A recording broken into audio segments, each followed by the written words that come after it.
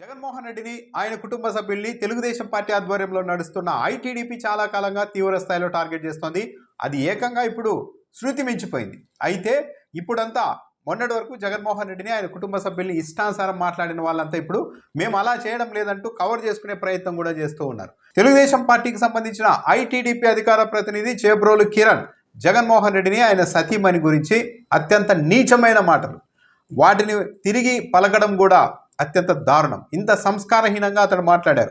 పెద్ద ఎత్తున వివాదం చెలరేగింది, పెద్ద ఎత్తున ప్రతిఘటన వచ్చింది. వైఎస్ఆర్ కాంగ్రెస్ పార్టీ కూడా ఈ అంశాన్ని చాలా తీవ్రంగా తీసుకుంది. కొందరు వైసీపీ కార్యకర్తలు దొరికితే కొట్టేయాలి అన్నట్టుగా ఆవేశపడ్డారు. అయితే తెలుగుదేశం పార్టీ అతన్ని తెలుగుదేశం పార్టీ నుంచి సస్పెండ్ చేసింది, పోలీసులతో అరెస్టు చేయించింది. అరెస్ట్ చేయాల్సిందిగా తెలుగుదేశం పార్టీ పెద్దలే ఆదేశించినట్టు చెప్తున్నారు. అతడిని మంగళగిరిలో అరెస్ట్ చేసి గుంటూరుకు తీసుకుని వస్తున్న సమయంలోనే వైసీపీ మాజీ ఎంపీ గోరంట్ల మాధవ్ పోలీసుల వాహనాన్ని వెంబడించారు. కిరణ్ పైన తీవ్ర ఆగ్రహం వ్యక్తం చేశారు. కిరణ్ని కొట్టబోయారు, పోలీసులు అడ్డుకున్నారు. లేకుంటే 4 పీకే వాళ్ళలాగే ఉంది గోరంట్ల మాధవ్ పరిస్థితి. అయితే ఆయన ఆవేశంతో అంటే అంత నీచంగా మాట్లాడారు. ప్రతి వైసీపీ నాయకుడు, కార్యకర్త, సామాన్య ప్రజలు కూడా ఇంత నీచ స్థాయికి దిగజారిపోయిన వ్యక్తులు కూడా ఈ సమాజంలో ఉన్నారా అని సిగ్గుతో తలదించుకునే పరిస్థితి. గోరంట్ల మాధవ్ ఈ కిరణ్ను కొట్టపోతే పోలీసులు అడ్డుకున్నారు. ఆ తర్వాత తమ విధులకు ఆటంకం కలిగించారంటూ గోరంట్ల మాధవ్ పైన కేసు పెట్టి ఆయన్ని కూడా పోలీసులు అదుపులోనికి తీసుకున్నారు. ఇక్కడ గమనించాల్సింది ఏంటంటే ఇదే కిరణ్ గతంలోనే ఒక ఇంటర్వ్యూలో చెప్పారు, తాను ఎన్నికల ముందు కూడా ఇలాగే మాట్లాడేవారు. ఈరోజు అంత పీక్ వెళ్ళిపోయి పాపం పండింది కాబోలు ఆయన నోటి నుంచి అలాంటి మాటలు మాట్లాడారు. చివరకు తెలుగుదేశం పార్టీ వాళ్ళే అరెస్ట్ చేయించుకోవాల్సిన పరిస్థితికి, ఆ స్థాయికి, పతాక స్థాయికి అతని పిచ్చి వెళ్ళింది. అంత దారుణంగా మాట్లాడేశారు. కానీ గతంలో కూడా ఇలాగే మాట్లాడారు. జగన్ గురించి కావచ్చు, విజయమ్మ గురించి కావచ్చు, వైఎస్ భారతి గారి గురించి కావచ్చు, విడుదల రజనీ గారి గురించి కావచ్చు, మొత్తం వైసీపీలోని నాయకుల గురించి అంతా ఎంత నోటికొస్తే అంత మాట మాట్లాడేవారు ఈ చేబ్రోలు కిరణ్ అనే వ్యక్తి. ఇతనే చెప్తున్నాడు ఒక ఇంటర్వ్యూలో, ఇప్పుడు పాత వీడియో అయింది, కొద్ది రోజుల క్రితం చెప్పారు, నేను ఏ వీడియోలో మాట్లాడినా అంటే ఇంత దారుణంగా నీచంగా మాట్లాడితే నచ్చిన వాళ్ళు అంతా చూస్తూ ఉంటారు. నేను ఏ వీడియో మాట్లాడినా కూడా 5 లక్షల మందికి చూసేవాళ్ళు. ఈ విషయం తెలుసుకొని చంద్రబాబు నాయుడే తన ఆఫీస్ నుండి ఫోన్ చేసి తనని రప్పించుకొని మాట్లాడారు అని కూడా చెప్పారు. అంటే ఇలా మాటలు మాట్లాడే వ్యక్తుల్ని పరోక్షంగా చంద్రబాబు నాయుడు గారు కూడా సమర్థించారు, ప్రోత్సహించారు అనేది అతని మాటలు బట్టి చాలా క్లియర్గా అర్థమవుతుంది. ఆ వీడియో కూడా ఇప్పుడు సోషల్ మీడియాలో వైరల్ అవుతోంది.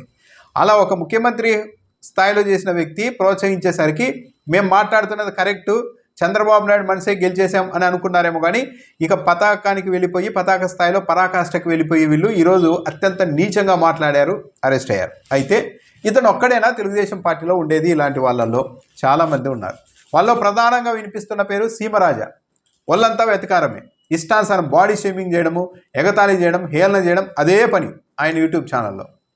జగన్మోహన్ రెడ్డి కుటుంబ సభ్యుల్ని, పైగా వైఎస్ఆర్ కాంగ్రెస్ పార్టీ అంతర్జాతీయ అధికార ప్రతినిధి అంటూ వైసీపీ కండువా వేసుకొని మరి ఇంటర్వ్యూలు చేస్తూ ఉంటారు, వీడియోలు చేస్తూ ఉంటారు. ఆయన సీమరాజా పోలీసులకు ఇదివరకే కంప్లైంట్ చేశారు, కానీ ఆయన మీద కేసు లేదు, అరెస్టు చేయలేదు. ఇంకా విచిత్రం ఏంటంటే ఇంత దారుణం జరుగుతుంటే ఈరోజు ఏబిఎన్లో ఇందాక డిబేట్లో అదే సీమరాజాని వైసీపీ కండువా వేసుకొని కూర్చోబెట్టి ఏబిఎన్లో డిబేట్ నడుపుతున్నారు. అంటే ఒక ప్రధాన మెయిన్ స్ట్రీమ్ మీడియా కూడా ఇలాంటి వ్యక్తుల్ని ఎంకరేజ్ చేస్తోంది అనేది చాలా క్లియర్గా అర్థమవుతోంది. నేనెక్కడ మాట్లాడాను, నేనేమన్నా అసభ్యకరంగా మాట్లాడానా అని అదే సీమరాజు ఈరోజు మాట్లాడుతూ ఉన్నారు. అసభ్యకరంగా మాట్లాడకూడమే, ఒళ్ళంతా వెతకారంతో వాడు వీడు అనడము, ఈయన అంతర్జాతీయ అధికార ప్రతినిధిగా పెట్టేసుకొని ఇతనే మాట్లాడేసి అవంతా వైసీపీ వాళ్ళు మాట్లాడుతున్నట్టుగా కవర్ చేయడము, అసలు ఒక పార్టీ కండువా వేసుకొని ఇలా వీడియోలు చేయడమే పెద్ద తప్పు కదా. అంటే ఎవరిని మిస్లీడ్ చేయడానికి, అదంతా మోసపూరిత చర్యలు కదా. ఇష్టానుసారం మాట్లాడుతూనే ఉంటారు ఆయన సీమరాజు అని. ఆయన మీద కేసు లేదు, ఇప్పుడు ఏకంగా డిబేట్లో కూర్చోబెట్టి ఆయనతో సంఘాన్ని ఎలా సంస్కరించాలి అనే దానిపైన డిబేట్ చేస్తూ ఉన్నారు. అదొకటి. దీంతో పాటు ఇంకో ఆయన ఉంటారు, ఎన్నికల ముందు బాగా పాపులర్ అయ్యారు. 2-3 ఎంటేసుకొని అచ్చం జగన్మోహన్ రెడ్డి లాగే హావభావాలు చూపెడుతూ జగన్మోహన్ రెడ్డిని బాడీ షేమింగ్ చేయడం, అవహేళన చేయడం, ఎతకారం చేయడం, ఇలా రకరకాలుగా వీడియోలు చేశారు ఒక ఆయన కూడా బయట తిరుగుతూనే ఉన్నారు. ఇక అన్నింటికి మించి కిరాకార్పి, అతని నీచత్వానికి పరాకాష్ట అనుకుంటే అతన్ని కూడా ఈ ప్రధాన మెయిన్ స్ట్రీమ్ మీడియాలో, తెలుగుదేశం పార్టీకి అనుకూలమని పేరున్న 2 ప్రధాన మెయిన్ స్ట్రీమ్ మీడియాలో అతన్ని కూడా డిబేట్లకు పిలిచి వారంలో 2-3 సార్లు ఆయన డిబేట్లు పెట్టి ఆయనతో చర్చా కార్యక్రమాలు నిర్వహిస్తుంటారు. అతడు నోటికి ఎంత మాట వస్తే అంత మాట.